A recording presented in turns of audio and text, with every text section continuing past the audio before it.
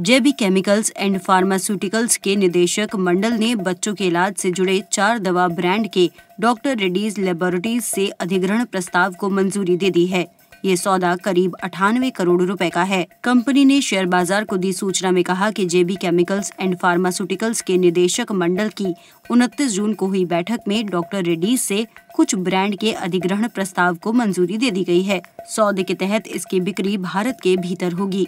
JB chemicals and pharmaceuticals ने doctor Reddy's laboratories के साथ भारतीय बाजार के लिए उसके 4 ब्रांड Z&D, पेडिक्लोरल, पेसेफ और एजिनापी के अधिग्रहण को लेकर एक समझौता किया। कंपनी ने कहा कि सभी 4 ब्रांड देश में बच्चों की चिकित्सा से जुड़े हैं। इसका कुल बाजार लगभग 1800 करोड़ रुपए का है। इन दवाओं की बिक्री वित्त वर्ष 2021-22 में 33 करोड़ की थी। कंपनी के अनुसार अधिग्रहण राशि का वित्त पोषण मुख्य रूप से दीर्घकालीन कर्ज के जरिए किया जाएगा। अधिग्रहण कुछ दिनों में पूरा होने की उम्मीद है। अमेरिकी मुद्रा के मुकाबले रुपया शुरुआती कारोबार में 13 पैसे मजबूत होकर 78.90 प्रति डॉलर पर खुला। अंतरबैंक विदेशी मुद्रा बाजार में रुपया ऊंचे में 78.90 और नीचे में 78.94 तक गया। पिछले सत्र में डॉलर के मुकाबले रुपया रिकॉर्ड 89.03 के निचले स्तर पर बंद हुआ। रिलायंस सिक्योरिटीज के वरिष्ठ शोध विश्लेषक श्रीराम अय्यर ने कहा कि रुपया आज 78.65 से 89.05 प्रति डॉलर के दायरे में रह सकता है। उन्होंने कहा, एशिया के अन्य देशों की मुद्राओं में मिला-जुला रुख रहा, हालांकि मुद्राओं पर दबाव बना रह सकता है। इसका कारण अमेरिकी फेडरल रिजर्व जेरोम पोवेल का बयान है। उन्होंने कहा कि अमेरिका में ब्याज दर बढ़ने का जोखिम है, जिससे अर्थव्यवस्था में उल्लेखनीय नरमी आ सकती है। बीएसई सेंसेक्स बृहस्पतिवार को शुरुआती कारोबार में 266 अंक की तेजी के साथ खुला। सूचकांक में मजबूत हिस्सेदारी रखने वाले रिलायंस इंडस्ट्रीज, मारुति सुजुकी और आईसीआईसीआई बैंक शेयरों में तेजी के साथ बाजार लाभ में रहा। 30 शेयरों पर आधारित सेंसेक्स शुरुआती कारोबार में 266.59 अंक की बढ़त के साथ 53,293.56 अंक पर खुला।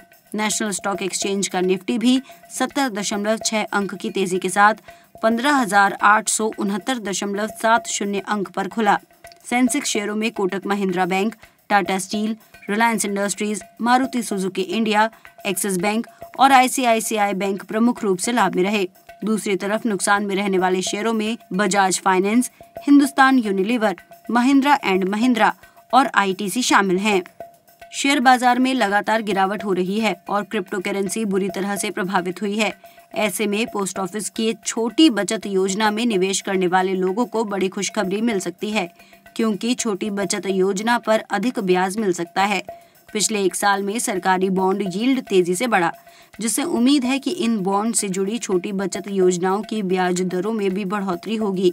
2011 में गोपीनाथ समिति के अनुसार छोटी बचत दरें समान अवधि की सरकारी सिक्योरिटीज का एवरेज यील्ड की तुलना में 25 से 100 आधार अंक अधिक होना चाहिए। इस कारण ब्याज दरों में बढ़ोतरी हो सकती है। ईटी की एक रिपोर्ट के अनुसार पिछले 12 महीनों में बेंचमार्क 10 वर्षीय बॉन्ड यील्ड 140 बेसिस पॉइंट हो चुका है। इस दौरान ये 6.04% से बढ़कर 7.46% हो चुका है और अप्रैल-जून तिमाही में इसका औसत 7.31% रहा है। रिपोर्ट के अनुसार अगर छोटी बचत दरों में बढ़ोतरी की जाती है तो आरबीआई के फ्लोटिंग रेट बॉन्ड में निवेशकों को भी फायदा होगा, क्योंकि इन बॉन्डों की ब्याज दर एनएससी से जुड़ी हुई है, जो एनएससी की तुलना में 35 बीपीएस अधिक की पेशकश करते हैं। एनएससी की दर 6.68 है और आरबीआई फ्लोटिंग रेट बॉन्ड 7.15% दे रहा है। देश में इलेक्ट्रिक वाहनों के इस्तेमाल को बढ़ाने के लिए केंद्र सरकार के अलावा अलग अलग राज्य सरकार द्वारा प्रयास किए जा रहे हैं, ताकि ज्यादा से ज्यादा लोगों तक इलेक्ट्रिक व्हीकल को पहुंचाकर पेट्रोल और डीजल पर निर्भरता को कम किया जा सके। इस मुहिम में नया नाम जुड़ गया है हरियाणा का, जहां राज्य सरकार ने अपनी नई इलेक्ट्रिक व्हीकल पॉलिसी को लागू करने की घोषणा की। मुख्यमंत्री मनोहर लाल खट्टर की अध्यक्षता में हुई राज्य के कैबिनेट मंत्रियों की बैठक के बाद इस पॉलिसी को लागू करने का ऐलान किया गया। इस नई इलेक्ट्रिक व्हीकल पॉलिसी में राज्य सरकार इलेक्ट्रिक व्हीकल निर्माताओं को एफसीआई यानी निश्चित पूंजी निवेश, job creation, net GST, stop duty जैसे मसलों पर फाइनेंशियल इंसेंटिव दे रही है।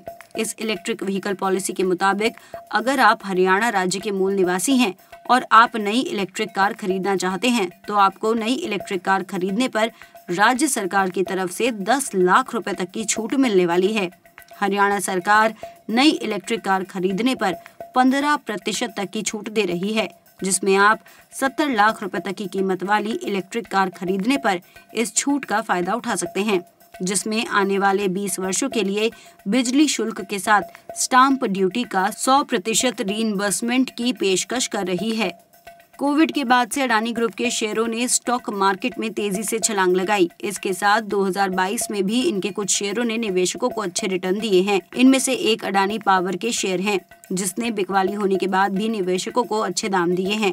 अडानी परिवार ने YTD समय में शेयर की कीमत NSE पर लगभग 101 रुपए से बढ़कर 270 रुपए हो गई है।